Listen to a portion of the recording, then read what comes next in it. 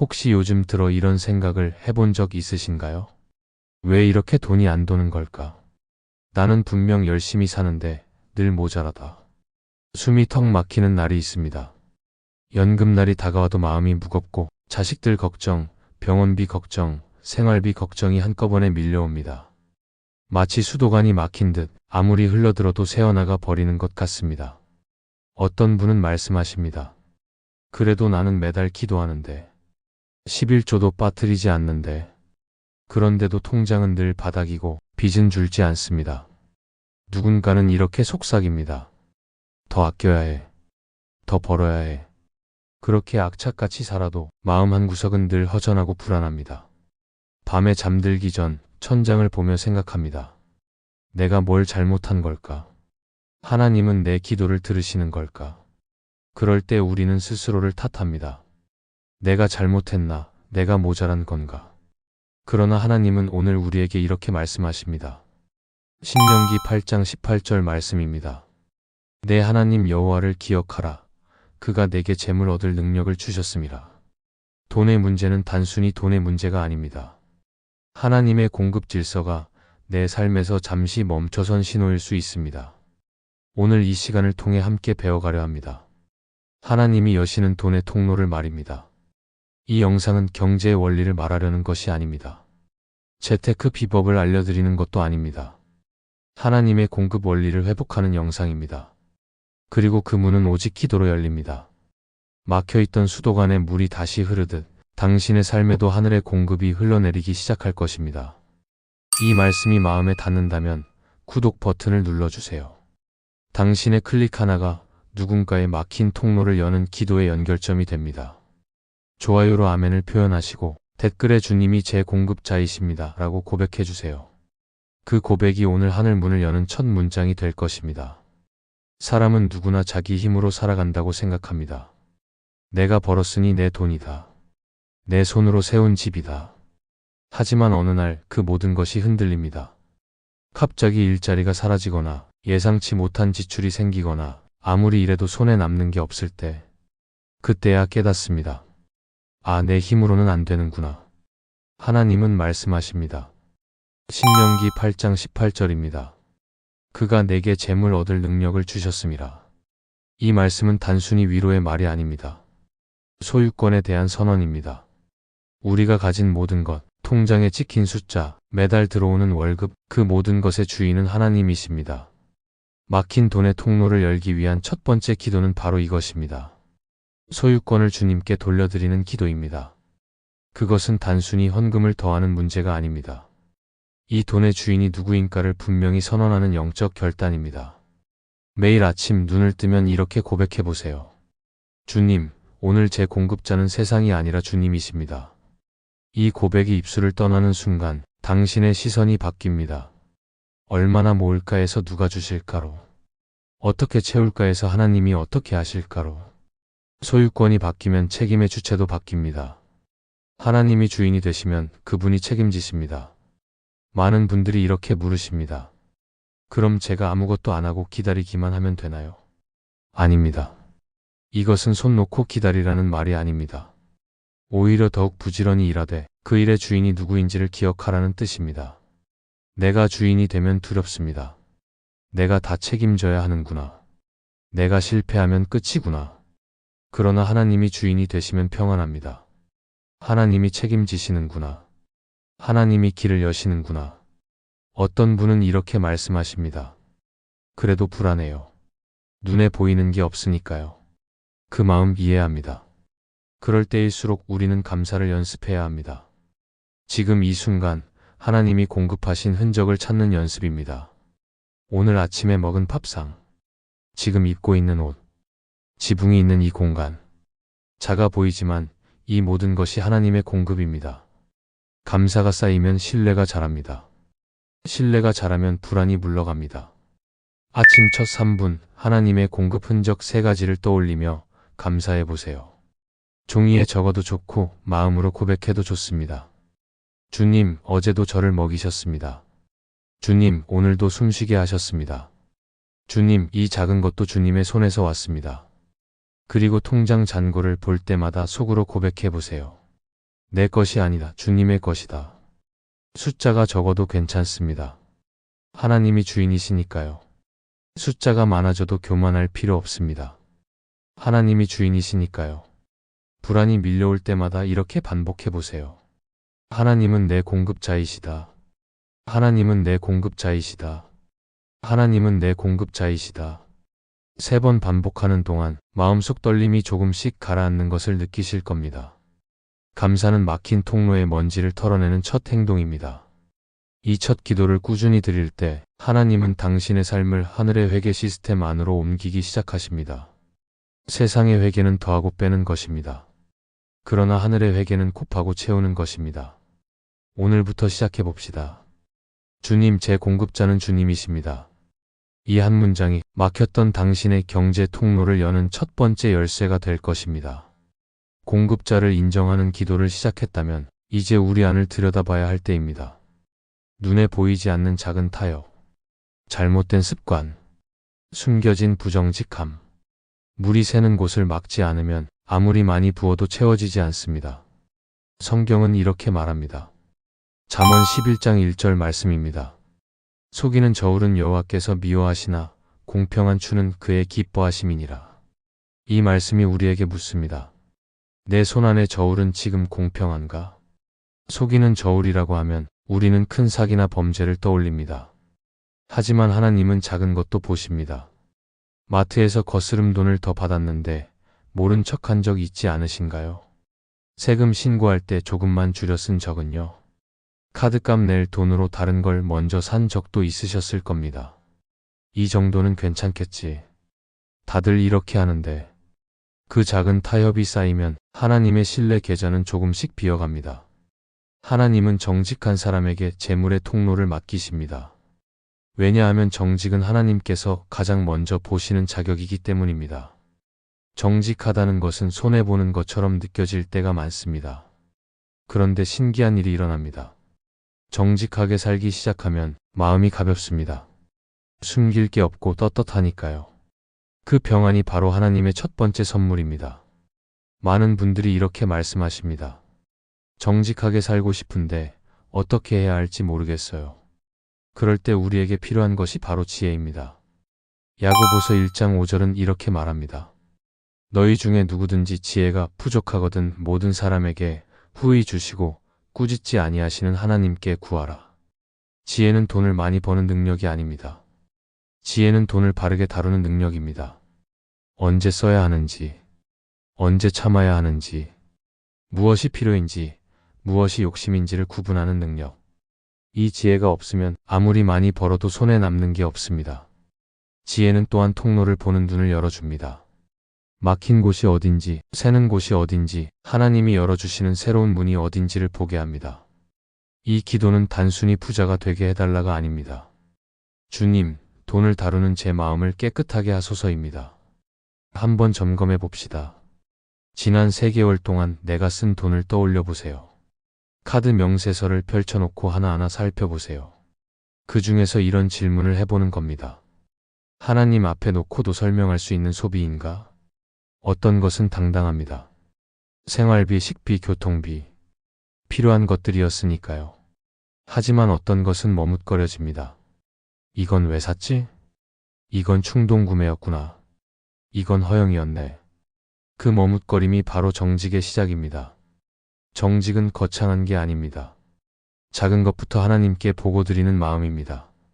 결정을 내릴 때도 24시간 멈춰보세요. 감정으로 쓰면 믿음이 셉니다. 이거 꼭 필요한가? 지금 사야 하나? 일주일 뒤에도 필요할까? 하루만 멈추면 대부분의 충동은 사라집니다. 그리고 매일 저녁 이 한 문장 기도를 드려보세요. 주님, 제 재정의 저울이 정직하게 하소서. 제 선택마다 지혜를 주소서. 이 기도를 드리기 시작하면 하나님은 당신의 눈을 조금씩 열어주십니다. 아, 이건 사지 말아야겠다. 아, 이건 지금 필요한 거구나. 아, 이 사람은 조심해야겠다. 그 작은 깨달음들이 쌓여서 결국 큰 통로를 지키게 됩니다. 정직은 때로 손해처럼 보입니다. 그런데 그 길의 끝에는 하나님의 신뢰와 채움이 기다리고 있습니다. 세상은 빠른 길을 가르칩니다. 하나님은 바른 길을 보여주십니다. 그 바른 길 위에서 막혔던 통로가 다시 열리기 시작합니다. 정직과 지혜로 안을 정돈했습니다. 그렇다면 밖으로 눈을 돌려볼까요? 우리가 매일 서 있는 그 자리를 말입니다. 재정의 막힘은 종종 밖이 아니라 안에서 시작됩니다. 많은 분들이 이렇게 생각합니다. 일이 많으면 돈이 들어오겠지. 수입이 높으면 평안하겠지. 이상한 일입니다. 일은 많은데 통장은 늘 비어있고 수입은 있는데 마음은 늘 불안합니다. 왜 그럴까요? 일이 많다고 형통한 것은 아니기 때문입니다. 수입이 높다고 평안한 것도 아니기 때문입니다. 형통은 하나님이 함께 하시는 상태입니다. 시편 90편 17절 말씀입니다. 우리 손의 행사를 우리에게 견고하게 하소서. 견고하게 하신다는 것은 무너지지 않게 하신다는 뜻입니다. 흔들리지 않게 하신다는 뜻입니다. 당신의 손에 맡겨진 일이 작아 보여도 하나님은 그 일을 통해 복의 통로를 여십니다. 남의 집 청소를 하든 작은 가게를 운영하든 손주를 돌보는 일이든 그 모든 일에 하나님의 손길이 함께 하실 때 견고해집니다. 경기도의 한 교회에 다니시는 김 집사님 이야기를 들려드리겠습니다. 김 집사님은 남편의 갑작스런 은퇴 이후 가게가 막혀버렸습니다. 아침마다 통장을 보며 눈물만 났습니다. 이제 어떻게 살지? 우리 나이에 다시 시작하려니. 그러다 어느 날 아침 말씀 묵상 중에 결심했습니다. 주님, 제 손의 일을 견고하게 하소서. 그날 이후 김 집사님은 매일 아침 식탁 위에 밥상과 작은 반찬 재료에도 감사하며 기도했습니다. 주님, 이 작은 일도 주님께 드립니다. 3개월쯤 지났을까요? 오랜 지인이 연락을 해왔습니다. 언니, 작은 반찬 가게 운영을 함께하면 어떨까요? 수입은 크지 않았습니다. 그런데 신기하게도 마음이 평안했습니다. 가게에서 손님들을 만날 때마다 이분도 하나님이 보내신 분이구나 생각하며 정성껏 대했습니다. 그렇게 1년이 지났을 때 단골 손님이 생기고 입소문이 나기 시작했습니다. 김 집사님은 이렇게 말씀하셨습니다. 큰 돈을 번 건 아니에요. 근데 이상하게 돈이 모자란 적이 없어요. 그리고 무엇보다 마음이 평안해요. 하나님은 큰 돈보다 평안의 질서로 먼저 문을 여십니다. 여기가 중요합니다. 우리는 자꾸 큰 것만 바라봅니다. 큰 사업을 해야지. 대박을 쳐야지. 하지만 하나님은 먼저 작은 것을 맡기십니다. 그 작은 것에 성실할 때 하나님은 더 큰 것을 맡기십니다. 당신이 지금 하고 있는 일을 한번 떠올려 보세요. 그 일이 작아 보이나요? 보잘것없어 보이나요? 아닙니다. 하나님께는 작은 일이 없습니다. 하나님과 함께하면 모든 일이 거룩한 일입니다. 일터에서 약속을 지키는 것, 품질을 정성껏 지키는 것, 사람을 속이지 않는 것, 이 모든 것이 신앙입니다. 많은 분들이 신앙과 일을 따로 생각합니다.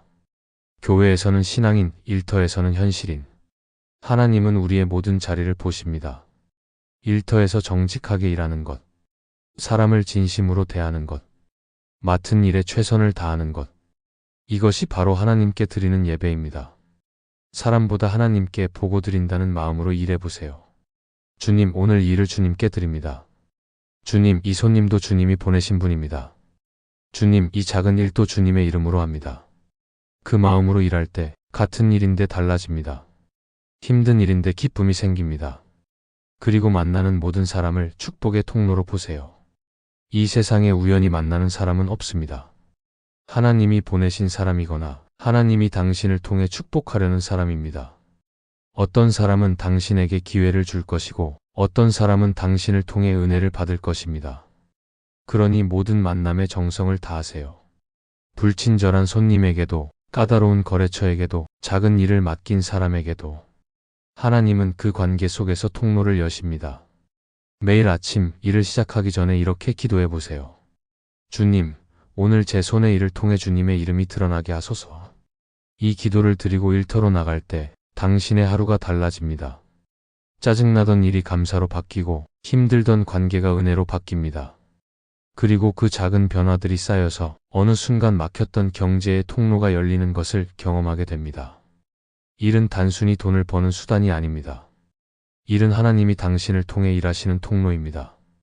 그 통로가 견고해질 때 하나님의 공급도 견고해집니다. 일터에서 하나님과 동행하기 시작했습니다. 그런데 여기 한 가지 더 놀라운 비밀이 있습니다. 바로 흘려보냄의 원리입니다. 막힌 재정의 통로는 대부분 멈춤에서 시작됩니다. 받기만 하고 흘려보내지 않을 때 복은 고여서 썩습니다. 물이 고이면 썩듯이 돈도 움직이지 않으면 생명력을 잃습니다. 누가복음 6장 38절 말씀입니다.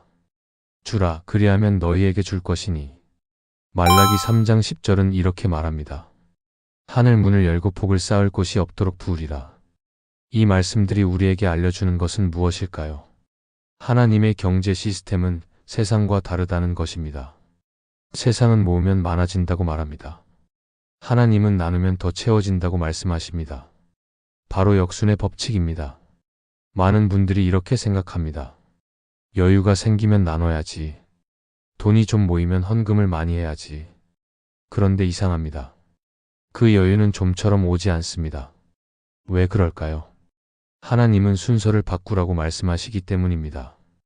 여유가 생겨서 나누는 것이 아니라 나누면 여유가 생긴다는 것입니다. 바로 믿음입니다. 손에 쥔 것이 적을 때 그때 나누는 것이 진짜 나눔입니다. 손에 쥔 것이 많을 때 나누는 것은 쉽습니다.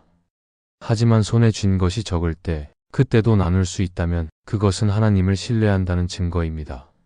어떤 분은 이렇게 말씀하십니다. 그래도 불안해요.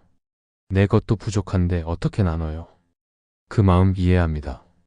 그럴 때는 작은 것부터 시작해 보세요. 매월 수입의 일정 비율을 구별하는 겁니다.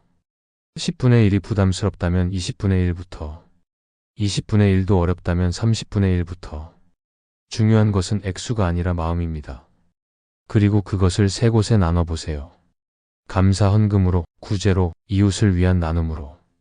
감사 헌금은 하나님께 드리는 것입니다. 주님, 이것은 주님 것입니다. 라는 고백입니다. 구제는 어려운 이웃에게 드리는 것입니다. 교회를 통해서든 이웃을 통해서든 누군가의 필요를 채우는 것입니다. 이웃을 위한 나눔은 관계 속에서 흘려보내는 것입니다. 커피 한 잔 사주는 것, 식사 한 끼 대접하는 것, 작은 선물을 건네는 것. 이 정도는 나눔도 아닌데요? 아닙니다. 작은 나눔이 쌓여서 큰 통로가 됩니다. 나눔에는 원칙이 있습니다. 첫째, 누군가의 필요를 들었을 때 기도만 하지 마세요. 기도는 중요합니다. 그런데 행동이 없는 기도는 반쪽입니다. 주님, 저 사람을 도와주세요라고 기도했다면 하나님은 당신을 통해 돕고 싶어 하십니다. 작게라도 행동해 보세요. 1,000원이라도 10,000원이라도 물건 하나라도 시간 조금이라도. 그 작은 행동이 하나님의 손과 연결됩니다. 둘째, 나눔 일지를 만들어 보세요. 작은 공책 하나를 준비해서 내가 언제 무엇을 누구에게 나눴는지 적어보는 겁니다. 그리고 그것이 어떤 결과로 돌아왔는지도 기록해 보세요. 신기하게도 나눔 일지를 쓰기 시작하면 내 삶이 얼마나 넓어지는지 보이기 시작합니다. 관대한 사람은 늘 여유로워 보입니다. 돈이 많아서가 아닙니다. 마음이 넓어서입니다. 하나님은 그 마음을 복의 순환 통로로 사용하십니다. 여기서 중요한 것 하나. 나눔은 자랑이 아닙니다. SNS에 올릴 필요도 없고 사람들에게 말할 필요도 없습니다. 오른손이 한 일을 왼손이 모르게 하라는 말씀처럼 조용히 은밀히 나누는 것이 진짜 나눔입니다. 매일 저녁 이 한 문장 기도를 드려보세요. 주님, 제 손을 막지 말게 하시고 흘려보내는 기쁨을 알게 하소서. 이 기도를 드리기 시작하면 하나님은 당신의 손을 넓혀주십니다. 쥐고 있을 때는 좁았던 손이 펼칠 때는 넓어집니다. 쥐고 있을 때는 불안했던 마음이 나눌 때는 평안해집니다. 하나님의 역설입니다. 나누면 줄어들 것 같은데 오히려 채워지고 움켜쥐면 지켜질 것 같은데 오히려 새어나갑니다. 관대함은 돈이 많은 사람의 특권이 아닙니다. 관대함은 하나님을 신뢰하는 사람의 선택입니다. 그 선택을 할 때 막혔던 재정의 통로는 다시 흐르기 시작합니다. 물이 흐르면 맑아지듯 돈이 움직이면 생명력이 생깁니다. 오늘부터 시작해 봅시다. 작은 것이라도 나눠봅시다. 그 작은 나눔이 당신의 삶을 하나님의 풍성한 통로로 만들어갈 것입니다. 관대함으로 손을 열었습니다. 그렇다면 마지막 질문입니다. 내 삶에서 무엇이 먼저인가요? 이 질문에 대한 답이 막힌 통로를 완전히 여는 마지막 열쇠입니다. 마태복음 6장 33절 말씀입니다. 너희는 먼저 그의 나라와 그의 의를 구하라. 그리하면 이 모든 것을 너희에게 더하시리라. 잠언 3장 9절은 이렇게 말합니다. 내 재물과 내 소산물의 처음 익은 열매로 여호와를 공경하라. 하나님은 순서를 보십니다. 여유가 생기면 드리는 것이 아니라 먼저 하나님께 드리면 여유가 따라옵니다. 많은 분들이 이렇게 생각합니다. 이번 달은 돈이 너무 빠듯해서 다음 달에 헌금을 2배로 할게요. 일이 잘 되면 그때 11조를 드릴게요. 그 마음 이해합니다. 눈앞에 현실이 급하니까요. 하지만 하나님의 원리는 다릅니다. 먼저 드려야 나머지가 채워집니다. 나중으로 미루면 그 나중은 좀처럼 오지 않습니다. 순서는 단순히 시간의 문제가 아니기 때문입니다. 순서는 주권의 문제입니다. 내 삶의 주인이 누구인가? 내 재정의 주인이 누구인가? 이것을 결정하는 것이 바로 순서입니다. 수입이 생겼을 때 가장 먼저 하나님께 드린다는 것은 주님, 이것은 주님 것입니다 라고 선언하는 것입니다. 그 선언이 있을 때 하나님은 나머지를 책임지십니다. 한번 생각해 봅시다. 우리가 급하다고 생각하는 것들을 먼저 처리하면 하나님께 드릴 것은 늘 남지 않습니다. 그런데 먼저 하나님께 드리고 나면 신기하게도 나머지가 채워집니다. 이것은 산술이 아니라 믿음의 영역입니다. 수입이 생기면 이렇게 해보세요. 첫째, 감사합니다. 주님, 이번 달도 공급해 주셔서 감사합니다. 둘째, 구별합니다. 하나님께 드릴 것을 먼저 따로 놓습니다. 11조든 감사헌금이든 구제든. 셋째, 계획을 세웁니다. 나머지로 무엇을 할지 지혜롭게 계획합니다. 이 순서를 지킬 때 하나님은 당신의 재정을 지켜주십니다. 첫 열매를 드린다는 것은 액수의 문제가 아닙니다. 마음의 자리를 드리는 것입니다. 주님, 제 삶에서 주님이 첫 번째입니다. 주님, 제 재정에서도 주님이 첫 자리입니다. 이 고백이 진심일 때 하나님은 당신의 통장을 축복하십니다. 그런데 많은 분들이 여기서 불안해합니다. 먼저 드리고 나면 남은 돈으로 부족하면 어떡하죠? 그 불안 당연합니다. 눈에 보이는 것으로 계산하면 항상 모자라니까요. 신기한 일이 일어납니다. 먼저 드리고 난 후에 예상치 못한 곳에서 채워집니다. 누군가 식사를 대접하거나 필요한 물건을 선물로 받거나 계획에 없던 수입이 생기거나 이게 하나님의 방법이구나 깨닫게 됩니다. 하나님께 맡긴 영역에는 반드시 평안이 따릅니다. 먼저 드렸는데 부족할까 봐 떨지 않습니다. 오히려 마음이 가벼워집니다. 주님이 책임지시겠지. 주님이 길을 여시겠지. 그 평안이 바로 재정의 진짜 축복입니다. 돈이 많아도 불안하면 가난한 것이고 돈이 적어도 평안하면 부유한 것입니다. 평안은 통장 잔고로 오는 게 아니라 하나님과의 관계에서 옵니다. 매일 아침 이렇게 기도해 보세요. 주님, 오늘도 먼저 주님의 나라와 의를 구합니다. 제 재정의 첫 자리를 주님께 드립니다. 이 기도를 생활의 리듬으로 삼을 때 돈의 문제보다 평안의 기적이 먼저 찾아옵니다. 먼저 하나님을 구하면 하나님도 먼저 당신을 채우십니다. 나중에 하나님을 생각하면 복도 나중에 옵니다. 순서를 바꾸십시오. 세상은 내 것을 먼저 챙기라고 말합니다. 하나님은 나를 먼저 구하라고 말씀하십니다. 그 말씀을 붙잡고 순종할 때 당신의 삶은 하나님의 공급 시스템 안으로 들어갑니다. 세상의 계산법이 아니라 하늘의 계산법으로 살아가게 됩니다. 그 계산법은 이렇습니다. 먼저 드리면 나머지가 채워집니다. 먼저 구하면 나머지가 더해집니다. 먼저 순종하면 나머지가 따라옵니다. 우선순위의 은혜입니다. 오늘부터 시작해 봅시다. 무엇을 먼저 할지 다시 정해 봅시다. 그 작은 순서의 변화가 당신의 재정을 완전히 바꿔놓을 것입니다. 평안 속에서 말입니다. 오늘 우리는 함께 긴 여정을 걸어왔습니다. 막혔던 돈의 통로를 여는 5가지 기도를 나눴습니다. 첫 번째, 공급자 인정의 기도. 주님, 제 공급자는 주님이십니다. 두 번째, 정직과 지혜의 기도. 정직의 저울로 살게 하소서. 세 번째, 일터의 은혜 기도. 제 손의 일을 견고하게 하소서. 네 번째, 관대함의 기도. 흘려보내는 손이 되게 하소서. 다섯 번째, 우선순위의 기도. 먼저 주님의 나라를 구합니다. 이 5가지 기도는 단순히 재정을 회복하는 기도가 아닙니다. 인생의 질서를 회복시키는 여정입니다. 하나님은 당신이 부자로 사는 것보다 평안한 마음으로 사는 것을 더 기뻐하십니다. 많이 가진 것보다 바르게 사는 것을 더 귀하게 여기십니다. 통장에 숫자가 많은 것보다 하나님과 함께 걷는 것을 더 축복으로 여기십니다. 그 평안의 시작은 언제나 이것입니다.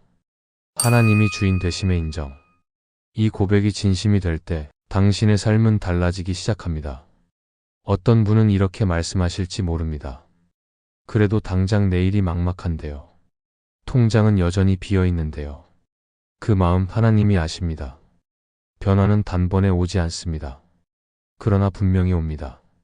한 걸음씩 한 기도씩 하나님과 함께 걸어갈 때 어느 순간 뒤돌아보면 당신은 깨닫게 될 것입니다. 아, 하나님이 나와 함께 걸으셨구나. 아, 하나님이 나를 여기까지 이끄셨구나. 막혔던 통로는 한순간에 열리지 않을 수 있습니다. 그러나 조금씩 흐르기 시작합니다. 처음엔 물방울처럼 작게, 그 다음엔 실개천처럼 가늘게, 나중엔 강물처럼 힘차게. 하나님의 공급은 그렇게 찾아옵니다. 오늘 이 말씀을 듣는 당신에게 묻고 싶습니다. 당신은 지금 어디에 서 있습니까? 막막한 자리에 서 있습니까? 그렇다면 오늘이 시작입니다. 조금 나아진 자리에 서 있습니까? 그렇다면 오늘이 감사입니다. 여전히 힘든 자리에 서 있습니까?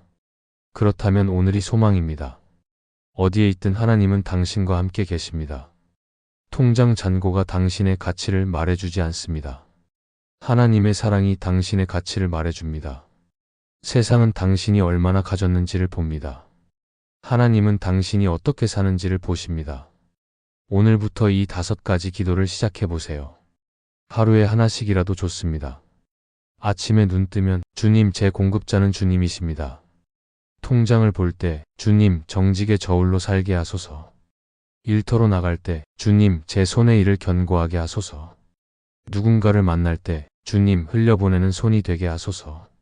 수입이 생길 때 주님, 먼저 주님의 나라를 구합니다. 이 고백들이 쌓일 때 당신의 삶은 조용히 그러나 확실히 변화됩니다. 하나님은 급하게 서두르지 않으십니다. 그러나 멈추지도 않으십니다. 당신이 한 걸음 내디디면 하나님은 10걸음 함께 걸으십니다.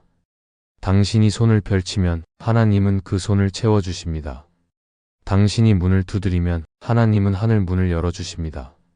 오늘 이 말씀을 들은 당신의 마음 위에 하나님의 평안과 지혜, 공급의 은혜가 흘러가길 축복합니다. 이제 함께 기도하겠습니다. 마음을 모아주세요. 오늘 이 순간 당신의 막혔던 통로는 열리기 시작합니다. 주님의 이름으로 선포합니다. 사랑하는 하나님 아버지, 오늘 이 말씀을 듣는 모든 가정 위에 막혔던 경제의 통로를 여시고 정직의 저울과 지혜의 눈을 주시며 평안의 길로 인도하소서. 불안으로 잠 못 이루던 밤에 평안을 주시고 막막한 내일 앞에 소망을 주시며 빈 통장을 바라보는 순간에도 주님을 신뢰하는 담대함을 주소서. 작은 일에도 성실하게 하시고 작은 나눔에도 기쁨을 주시며 작은 순종에도 큰 은혜로 응답하소서. 주님, 이 땅의 모든 것이 주님의 것임을 고백합니다. 우리의 호흡도 우리의 하루도 우리의 손에 쥔 것도 모두 주님께서 맡기신 것임을 고백합니다. 그러니 주님, 우리를 주님의 통로로 사용하소서. 흘려보내는 기쁨을 알게 하시고 채워주시는 은혜를 경험하게 하소서. 오늘부터 새로운 시작입니다. 주님의 이름으로 선포합니다. 막혔던 통로는 열리고 세웠던 곳은 막히며 불안했던 마음은 평안으로 채워질 것입니다. 우리 주 예수 그리스도의 이름으로 기도드립니다. 아멘. 이 영상이 마음에 닿으셨다면 구독으로 말씀 여정을 함께 하시고 이 기도를 필요한 누군가에게 공유해 주세요. 당신의 한 번의 공유가 누군가의 막힌 통로를 여는 시작이 될 수 있습니다. 그리고 댓글에 이렇게 고백해 주세요. 아멘. 주님이 제 재정의 주인이십니다. 그 한 줄의 고백이 오늘 하나님이 당신의 삶의 하늘 문을 여시는 첫 순간이 될 것입니다. 당신의 삶에 하나님의 평안과 공급이 넘치기를 축복합니다. 여기까지 함께 해주셔서 감사합니다.